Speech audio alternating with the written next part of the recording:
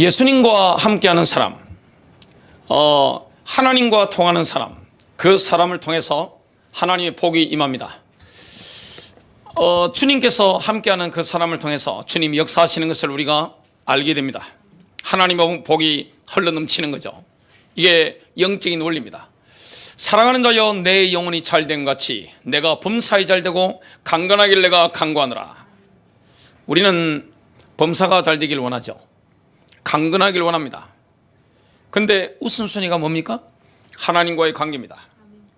이 땅에 하나님이 복을 주시는데 하나님과의 올바른 관계를 가진 그 개인, 그 가정, 그 사업장, 또 그런 교회를 통해서 하나님의 복이 막 흘러가는 것을 보게 됩니다.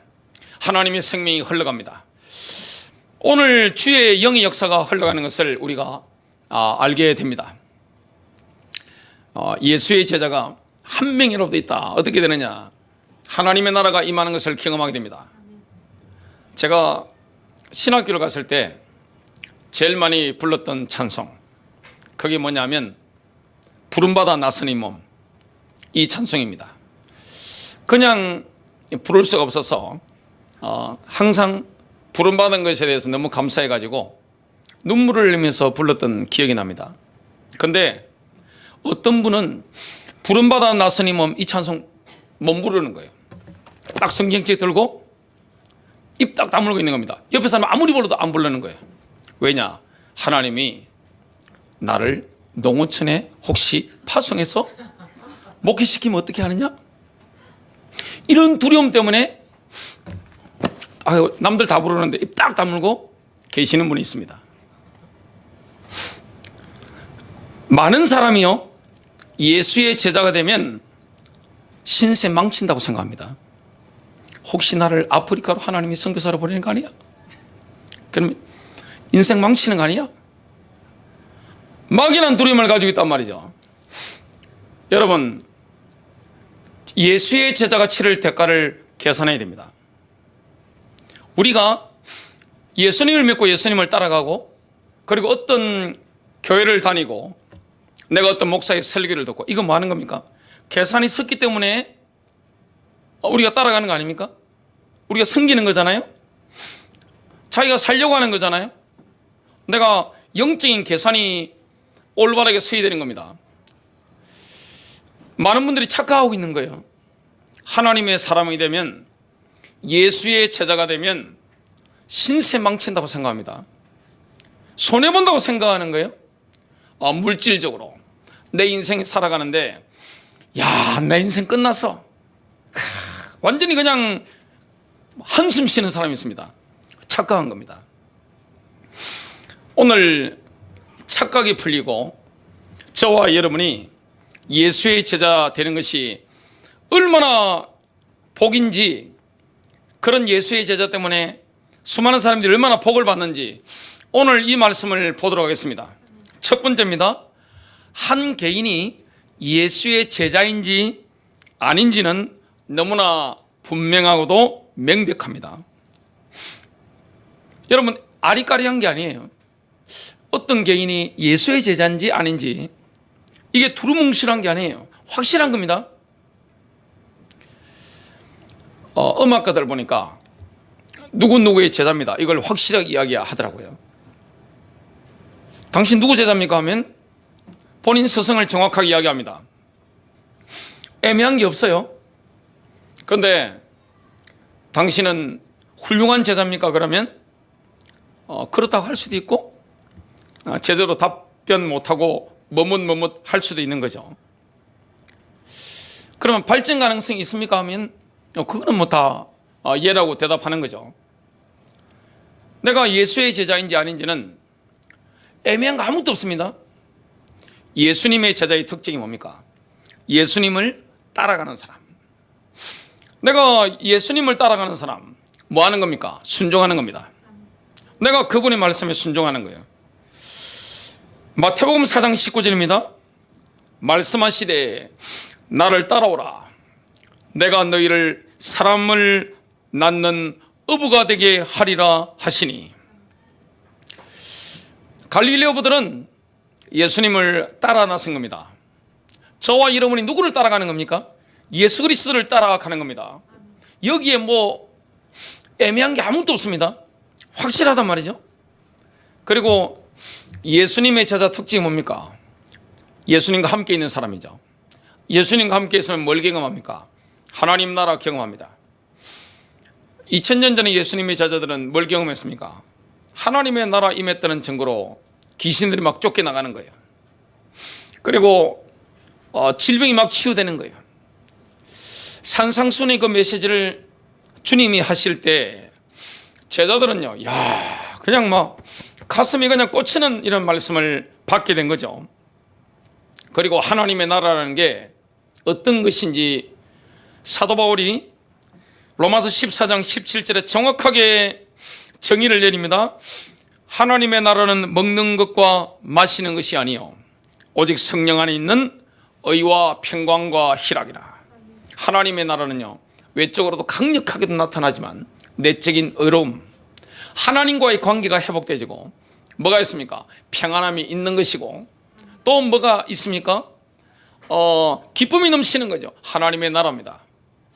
여러분, 예수님의 제자가 되면요, 신세 망치는 게 아니라 신세를 올바르게 고치는 겁니다. 많은 분들이 착각하는 거예요. 많은 사람이 목사 되면 신세 망친다 생각합니다. 혹시나 나를 신학교를 하나님 보낼까 싶어가지고 달달달 떠는 분들이 있습니다. 사모 되면 신세 망치는 줄 생각합니다. 목사 부인 되면 신세 망치는 줄로 엄청 고생하는 줄로. 우리 변사모 얼굴 보십시오. 뭐 신세 망치는 사람이 얼굴이 이러는지. 제 얼굴 한번 보세요. 제가 신세 망치서 하는 것입니까? 신세 망친 사람 아니에요.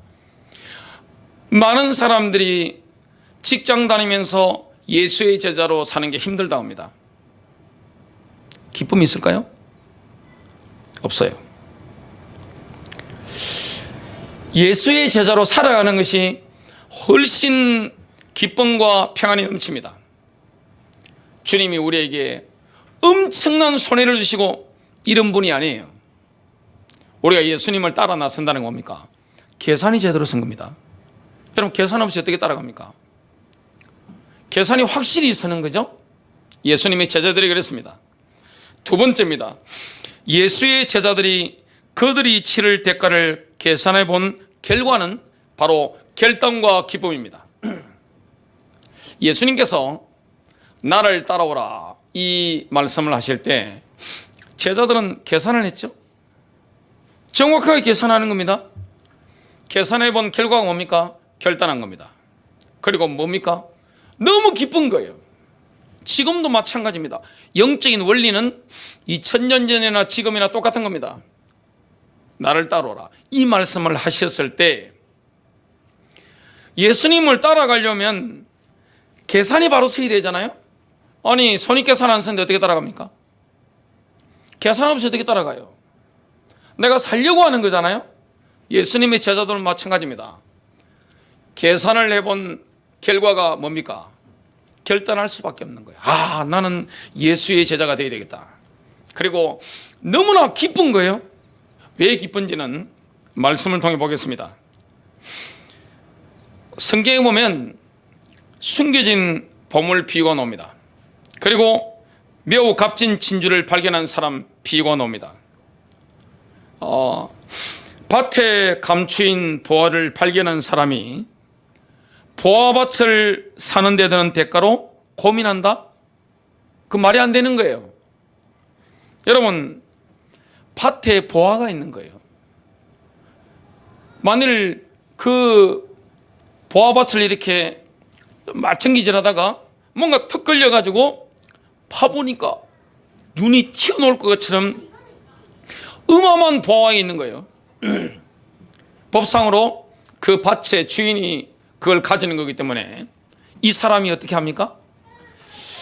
마태복음 13장 44절 천국은 마치 밭에 감추인 보화와 같으니 사람이 이를 발견한 후 숨겨두고 기뻐하며 돌아가서 자기의 소유를 다 팔아 그 밭을 사느니라. 보화밭을 발견한 사람 특징이 뭡니까? 눈이 이만큼 커지는 거예요.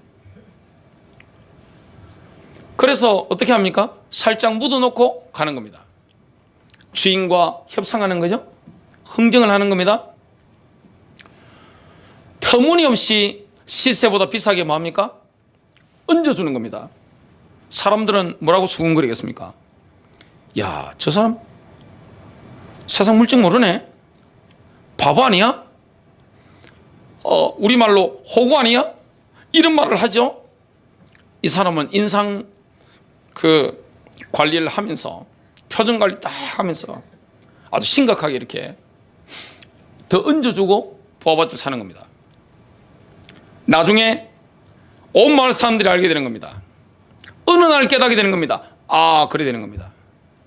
이 땅에 예수의 제자가 된다. 예수님을 따라 나선다. 사람들이 바보 아니야 그럽니다. 우리가 바보예요. 세상 사람들이 볼 때는 저와 여러분이 바보잖아요. 얼마나 어리석은 사람이에요. 근데 예수의 제자는 왜 예수님을 따라갑니까? 영적 계산이 바로 섰기 때문에 따라가는 겁니다. 주님은 우리에게 강제로 막 하고 막 협박하고 그냥 두들겨 패고 막 이런 법이 없어요. 자발적으로 주님을 우리가 따라가는 겁니다. 계산이 바로 선 겁니다. 야, 너무나 저렴한 거예요. 아무리 비싼 돈을 주더라도, 비싼 대가를 치르더라도 이 보화에 비하면 너무나 저렴하다는 사실을 깨닫게 된 겁니다. 매우 값진 진주를 발견한 상인도 마찬가지입니다. 이 장사꾼이요, 이 상인이 뭘 찾아다닙니까? 진주를 찾으러 다니는 겁니다. 근데 너무나 가치 있는 진주를, 정말 엄청난 진주를 발견한 거예요. 지금 최고로 좋은 진주를 발견한 상인의 유일한 걱정이 뭡니까? 거래가 성사되느냐 이겁니다. 과연 이 진주를 내가 살 수 있느냐 이겁니다. 여기에 관심이 있는 거지 자기가 얼마나 값을 치른다 이 관심이 없어요. 지금 마태복음 13장 45절 46절 또 하늘의 왕국은 마치 좋은 진주를 구하는 상인과 같으니라. 그가 매우 값진 진주 하나를 발견하매 가서 자기의 모든 소유를 팔아 그 전 진주를 샀느니라. 뭘 팔았습니까? 지금으로 친다면 집 문서 가지고 나온 겁니다. 그리고 차 넘겨버린 겁니다. 시계 풀어버린 겁니다.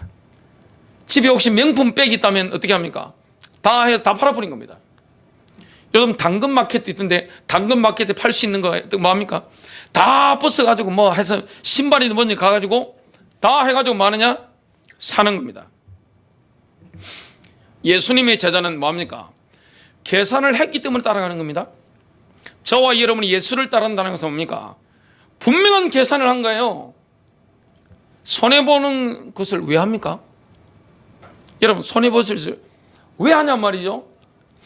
내가 이 땅에 있으면서 예수님의 제자로 살아간다. 하나님 나라 누리는 증인으로 살아가는 것인데 손해보는 게 아니잖아요. 우리가 이 땅에 예수의 제자로 살아가는 것은 절대 손해보는 게 아니에요.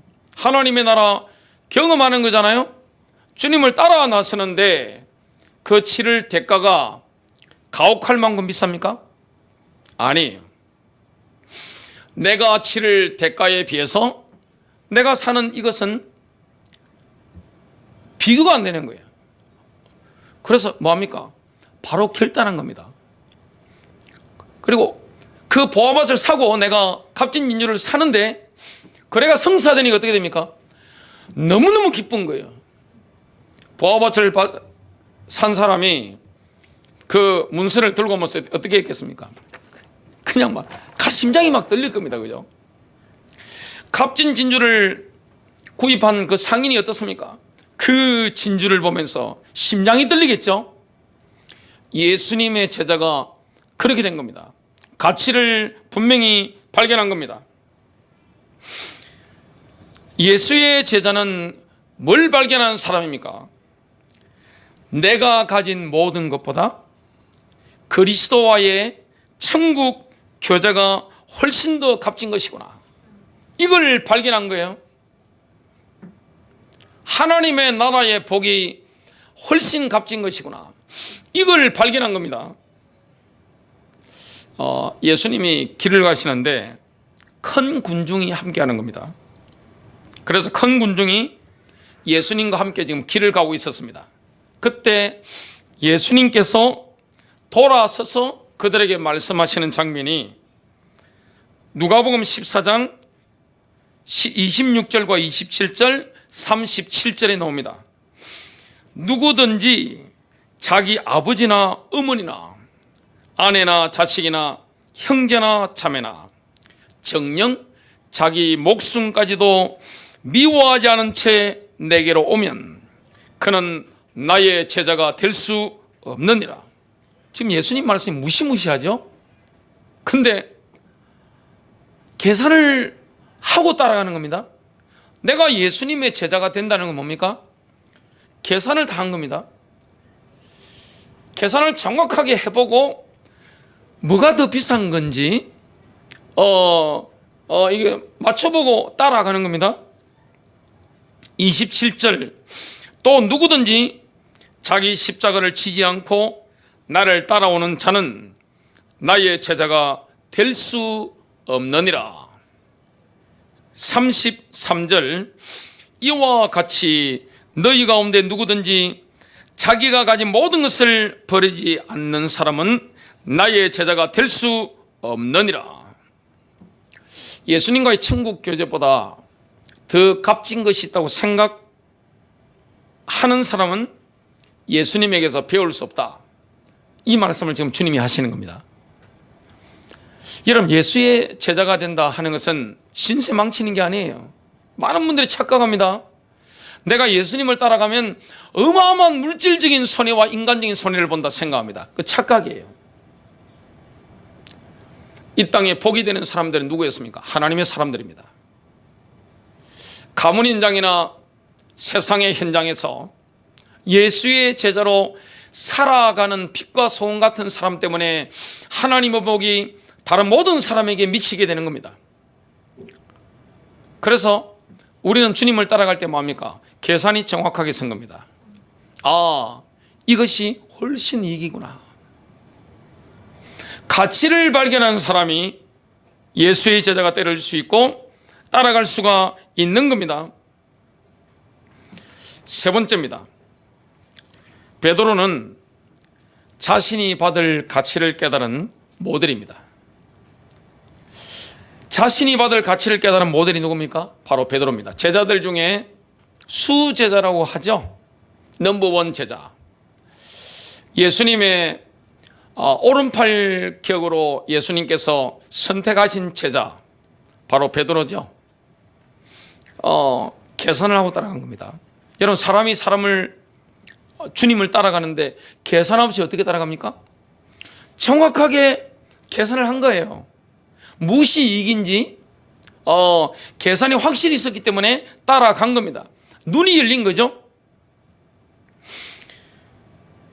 베드로의 충성심이 사탄의 시험 앞에서 처참하게 무너졌습니다. 처음에 열심히 따라가다가 예수님께서 십자가 지시기 전에 사탄이 시험하죠. 그때 비참하게 오른팔의 충성심이 무너집니다. 예수님을 배신합니다. 저주까지 하고 부인까지 합니다. 예수님의 부활을 2번 목격했어요. 그런데 나 물고기 잡으러 가야 되겠다 하면서 갈릴리 호수에 뛰어들었습니다. 제자들까지 선동해서 갔습니다. 주님은 뭘 하셨죠? 베드로의 믿음이 떨어지지 않기를, 베드로의 믿음이 무너지지 않기를 놓고 기도했습니다. 베드로의 믿음은 무너지지는 않았습니다. 하나님이 지켜주신 거죠. 지금 이 요한복음 21장에 보면 예수님과 베드로의 대화의 장면이 나옵니다. 이걸 통해서 주님이 뭘 보게 하시는 겁니까? 나를 따르는 것에 대해서, 주님을 따르는 것에 대해서 베드로에게 또다시 도전을 하는 겁니다. 그래서 베드로는 뭐합니까? 계산을 정확하게 한 겁니다. 뭐가 본인에게 이익인지 이렇게 한 겁니다. 여러분, 내가 예수의 제자가 되는 것은 신세 망치는 게 아니에요. 망하는 게 아니에요. 훨씬 유익된 겁니다. 근데 대부분 뭐 하는 겁니까? 착각하는 거예요. 내가 예수의 제자로 주님을 따라가면 손해본다 생각합니다. 근데 그 치를 대가가 우리가 얻을 유익에 비해서는 아무것도 아니에요. 이걸 분명히 알았기 때문에 예수님의 제자들이 예수님을 따라가는데 그 핵심 인물이 누굽니까? 바로 베드로입니다. 베드로가 지금 굉장히 마음이 좀 그렇죠? 예수님을 배울 면목이 없습니다. 정말 면목이 없는 거예요. 한 행사가 있잖아요. 예수님 부인했잖아요. 면목 없는 베드로를 주님이 회복시키는데 어떤 대화를 이끌어 갔습니까? 주님은 갈릴리 호숫가에서 숯불에 구운 물고기와 빵으로 아침 식사를 하신 이후에 베드로에게 물으셨습니다. 요한의 아들 시몬아, 내가 이 사람들보다 나를 더 사랑하느냐? 예수님께서 베드로에게 물으실 때 사용하신 단어가 있는데 최고의 사랑인 아가파스입니다. 아가페죠. 아가파스. 그러나 베드로가 답변할 때 사용한 단어는, 그 단어는 친구 간의 사랑을 뜻하는 필로입니다. 예, 주님, 제가 당신의 친구인 것을 당신께서 아십니다. 이렇게 답변을 하니까 예수님께서 뭐라고 합니까? 내 양을 먹이라. 또다시 예수님께서 베드로에게요, 똑같은 질문을 반복해서 하셨습니다. 요한의 아들 시몬아, 내가 나를 사랑하느냐? 그때 사용하신 단어가 뭡니까? 아가파스입니다. 최고의 사랑이죠. 아가페죠. 베드로가 뭐라 합니까? 예, 주님, 제가 당신의 친구인 것을 당신께서 아십니다. 예수님께서 뭐라고 하십니까? 내 양을 돌보아라. 예수님께서 이제 마지막 세 번째 질문을 던지시는데 이때는 친구 간의 사랑을 뜻하는 필로로 단어를 바꾸셨습니다.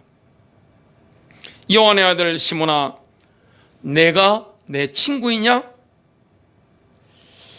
예수님께서 베드로의 수준을 그대로 받아주신 거죠. 베드로는 예수님께서 세 번째로 내가 내 친구이냐? 그렇게 물으시니 굉장히 마음이 아팠습니다. 베드로가 그때 대답합니다. 주님, 당신은 모든 것을 아십니다. 제가 당신의 친구인 것을 당신께서 아십니다. 지금 베드로는 자신의 사랑의 질과 수준을 예수님께서 정확하게 알고 계신다는 것에 대해서 굉장히 가슴이 아팠습니다. 그때 예수님께서는 베드로에게 뭐라고 하십니까? 내 양을 먹이라. 예수님은 한 걸음 더 나아가서 뭘 말씀하십니까? 베드로가 십자가에 달릴 것까지 미리 말씀하시는 겁니다. 뭐라고 말씀하십니까? 그 말씀하신 이후에 나를 따르라. 베드로가 예수님을 따라가면 마지막에는 십자가 질 것을 주님 말씀하신 거예요. 그러면서 나를 따르라. 베드로는 계산을 정확하게 하는 거죠. 예수님의 제자는 뭐합니까? 계산해보고 따라가는 겁니다. 무턱대고 내가 가는 게 아닙니다. 정확한 계산을 하고 예수님을 따라가는 겁니다. 그 선택의 순간에 베드로는 뭐합니까? 예라고 대답하는 겁니다. 아멘하고 따라 나서는 겁니다. 베드로는 그 이후에 두 번 다시 뒤돌아보지 않았습니다. 베드로는 그 이후에 어떤 인생을 살았습니까? 베드로전서 1장 8절을 보면 말할 수 없이 영광스러운 기쁨으로 충만한 인생을 살았습니다. 결국 마지막에는 뭘 졌죠? 십자가를 진 겁니다.